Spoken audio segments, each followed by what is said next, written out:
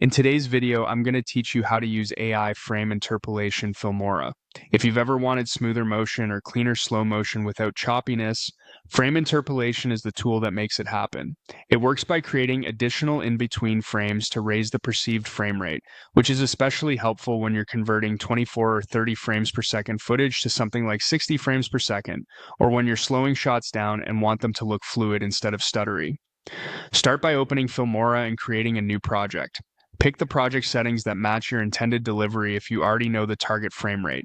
This helps you see more accurate previews as you work. Next, import your video and drag it onto the timeline so you can edit directly on the primary track. With the clip in place, double-click it to open the editing tools. This brings up the clip's detailed controls so everything you need is easy to access. Find the speed controls.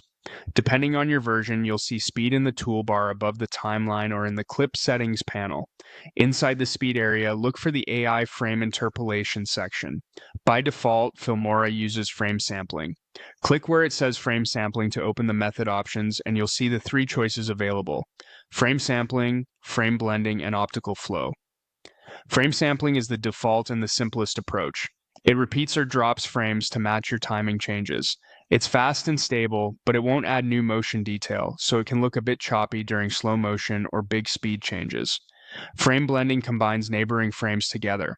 It's fast and can look smoother than sampling, but you may notice mild ghosting or smearing around moving subjects, particularly in high contrast edges.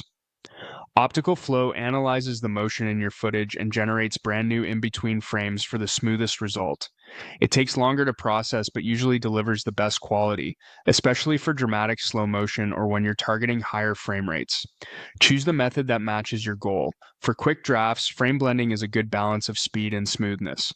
For final quality, optical flow is typically worth the extra processing time, especially on footage with clear subject movement and good lighting. Keep in mind that real-time previews may not fully reflect the final quality if your computer is under load. That's normal. Watch for artifacts around fast pans, scene cuts, or very fine patterns. If you see warping with optical flow, stepping back to blending can be the safer choice. Once you've selected your preferred method, let Filmora process the effect and play back your clip to confirm the motion looks the way you want. That's all you need to start using AI frame interpolation in Filmora with confidence.